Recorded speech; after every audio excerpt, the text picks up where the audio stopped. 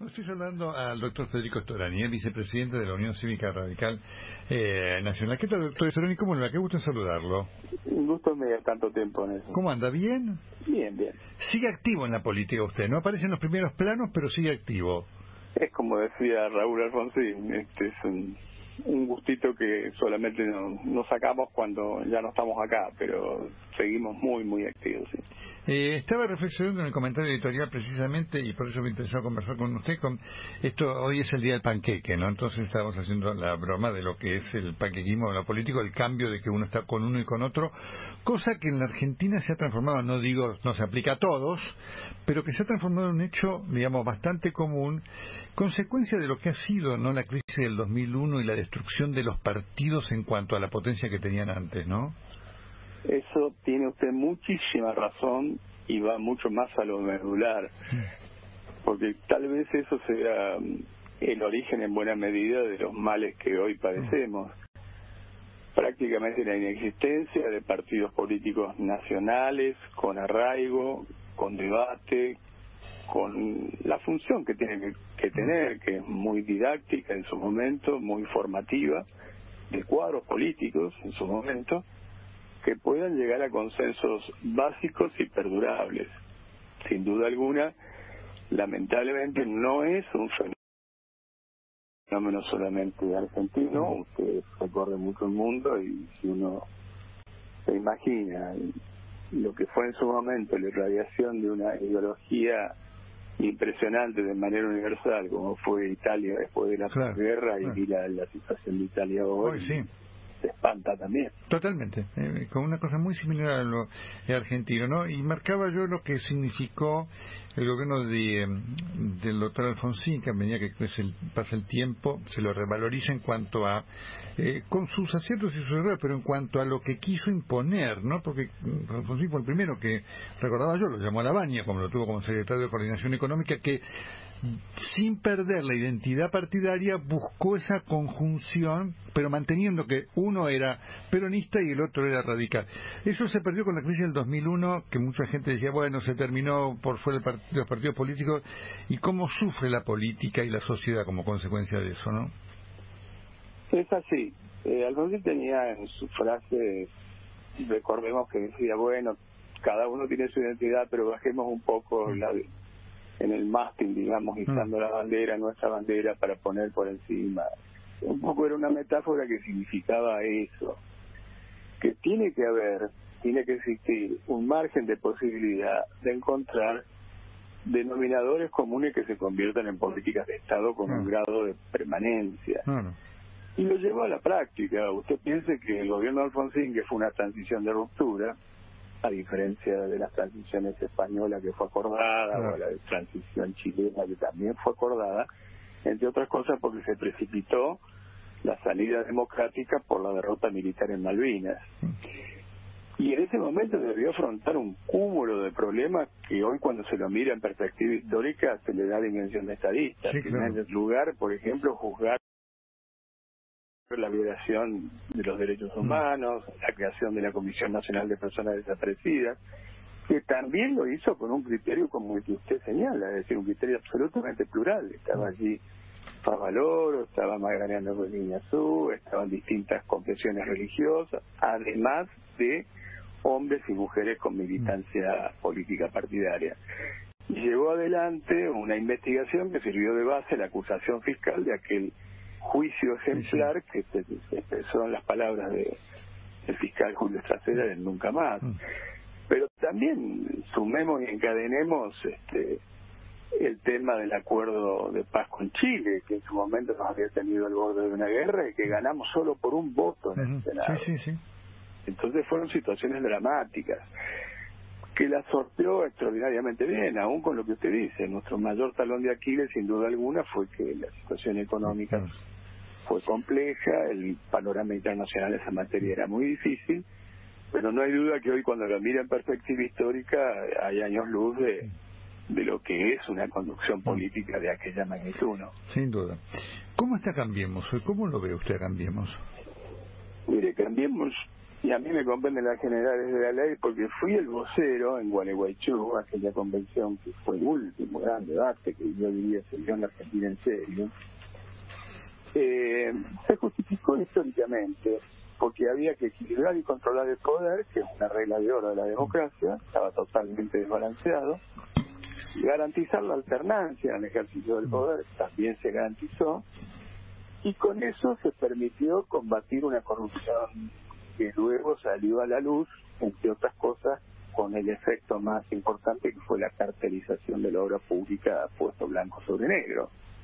Entonces no hay ninguna duda que se justifique históricamente, pero es un primer paso de esta Constitución, que cambiemos en una alianza electoral. Un segundo paso era la posibilidad de constituir una coalición auténtica de gobierno. Una coalición de gobierno implica tener ámbitos permanentes de discusión de las políticas públicas que permitan esto que recién decíamos. Claro. Bueno, esto no ha sido así, ha habido una tendencia por parte del PRO a centralizar absolutamente las decisiones, y le voy a, para que todo el mundo entienda, nosotros nos enteramos después que la decisión fue tomada de la nueva concurrencia del Fondo Monetario Internacional, y no hago juicio de valor si tenía que hacerse o no, pero no tuvimos oportunidad de discutirlo previamente. Claro.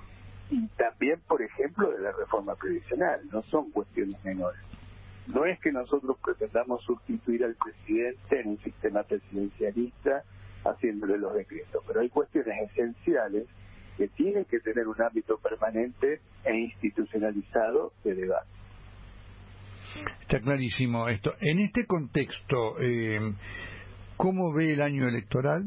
El radicalismo está pidiendo revisiones, ha dicho no nos vamos a ir, pero está pidiendo revisiones e inclusive está pidiendo discutir la fórmula presidencial. ¿Lo ve como factible? Lo veo como necesario. Ajá. Porque hay que cambiar esta regla de juego que señalé antes, porque, bueno, yo no quiero ser negativo, pero la verdad es que no hay un mitin, no lo hubo errores groseros de apreciación, incluso en algunos de los temas que podríamos decir que el elenco que estaba tenía supuestas ventajas comparativas, porque claro, había muchos CEOs de empresas. Sin embargo, la lectura que hicieron del mundo fue totalmente anacrónica. El mundo ya hacía como 10 años cuando asumió Macri que se venía cerrando. Y no es el ejemplo solamente de Trump, que lo encuentra en una etapa intermedia. Fue también el Brexit, es la situación de Polonia, es la situación de Hungría. No iba a haber ni lluvia de inversiones ni nada por el estilo. Y también, como usted sabe, cuando Estados Unidos corrige en la Reserva Federal las tasas de interés, marca una tendencia, no es para cambiar al otro mes, es decir, la mantiene por tiempo. Y eso nos iba a golpear, entonces esas cosas pudieron haberse previsto, son casi elementales. Y me parece que fue muy de aficionados haber incurrido en errores que nos llevaron a un triunfalismo que finalmente después terminó con esa mega devaluación y la situación que todavía estamos viviendo, que es bastante compleja. Estorani, Carlos Burgueño, ¿cómo le va? ¿Qué tal? ¿Cómo está? Bien.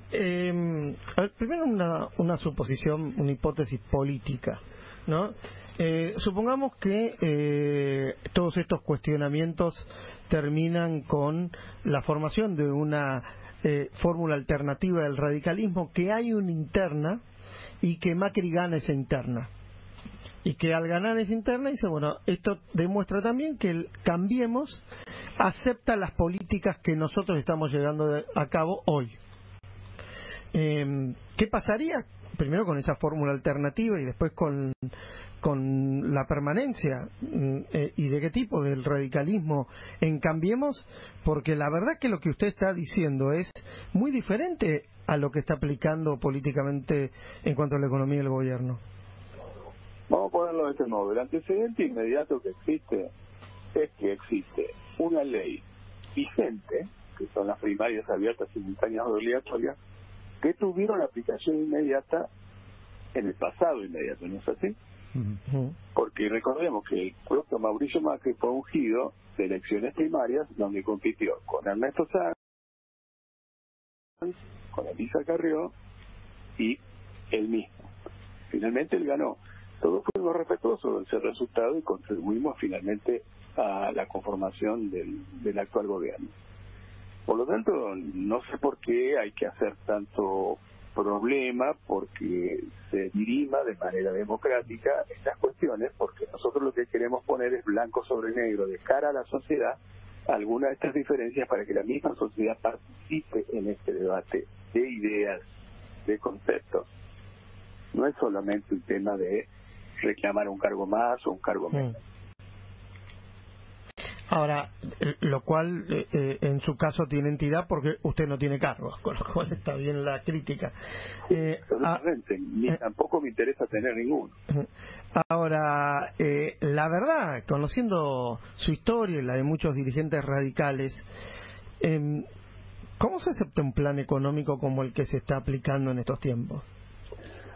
Bueno, es que justamente yo creo que este es un plan que, si es que se lo puede denominar así, que va emparchando, va simplemente atendiendo la coyuntura y que atiende simplemente un círculo que es vicioso, de que tiene que subir las tasas de interés para que el dólar no se escape y viceversa. Pero eso en el medio está afectando, digamos, la economía real. La economía real es la pequeña y mediana empresa, el pequeño y mediano comerciante, los sectores más vulnerables, etcétera. Desde mi punto de vista, hay que anteponer necesariamente una política de crecimiento que solo podrá hacerse si existen políticas de consensos básicos. Ahora, en mi caso, para que no quede que esto simplemente es una expresión de deseo, he propuesto la Constitución, que hay proyectos de ley, y un Consejo Económico Social que sea capaz de arbitrar esto de manera institucionalizada, donde se sientan sectores del trabajo, de la producción, las universidades nacionales, los diferentes credos religiosos, etcétera. Porque estamos en una situación realmente de emergencia. La Argentina hace muchos años que no crece. Ahora, Storani, ¿qué pensaría usted o cómo tomaría usted una eventual candidatura presidencial de Labaña, que más o menos propone lo mismo que usted está diciendo? Yo no hago hipótesis porque el propio Labaña no decidió si va a ser candidato y hoy por hoy él pertenece a otro espacio político. Pero yo sí creo que hay que buscar tender puentes con todos aquellos que planteen situaciones parecidas. Y no se olvide usted que el propio Labaña fue no solamente candidato nuestro en su momento por el radicalismo, pero también que fue funcionario de Raúl Alfonsín. Por lo tanto no hay un prejuicio en contra de él. Dato al pasar, esa fórmula era Labaña Gerardo Morales, exacto, sí, el actual gobernador de la provincia de Jujuy, y uno de los impulsores de Cambiemos después con el tiempo. También. Entonces, si existen esos antecedentes, para nosotros hay como una mayor posibilidad de cercanía y demás, pero puede también ser con otros sectores. Claro. Nosotros siempre hemos tenido una afinidad histórica con el socialismo de Santa Fe, está claro. Incluso antes de constituir Cambiemos pertenecíamos a un espacio que se expresaba en un frente, en ese sentido.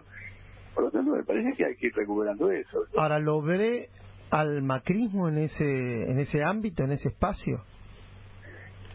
Yo creo que el macrismo o el PRO tiene figuras que también son rescatables y hay que ver. Yo no soy excluyente, prefiero ser positivo, pero lo que tiene que entender es que no hay un Dream Team. Esto ya está probado, no hay Dream Team de la práctica, y que no hay demasiado tiempo para seguir explorando el Dream Team. Correcto. En este contexto, y la última, porque hay quienes, por ejemplo, lo escuchan a Marcos Peña diciendo que el gobierno va a ganar las elecciones con comodidad. ¿Usted cómo ve el panorama electoral para Cambiemos hoy? Bueno, a lo mejor se gana, yo no digo que no, pero la verdad que eso sería, si se hace sobre la base del criterio que algunos plantean, Marcos Peña, entre ellos, Lambardo, etcétera, de la polarización más aguda, es pan para hoy, hambre para mañana. Uno puede ganar una elección, puede polarizar con lo peor que tiene enfrente, pero después hay que gobernar, y la verdad que gobernar es otra cosa que ganar una elección. La experiencia a mí me indica que en este momento lo que hay que buscar son puentes con los sectores más afines que permitan la gobernabilidad futura. El doctor Federico Storani, vicepresidente de la Unión Cívica Radical Nacional. Ha sido muy interesante escucharlo, doctor Storani. Muchísimas gracias.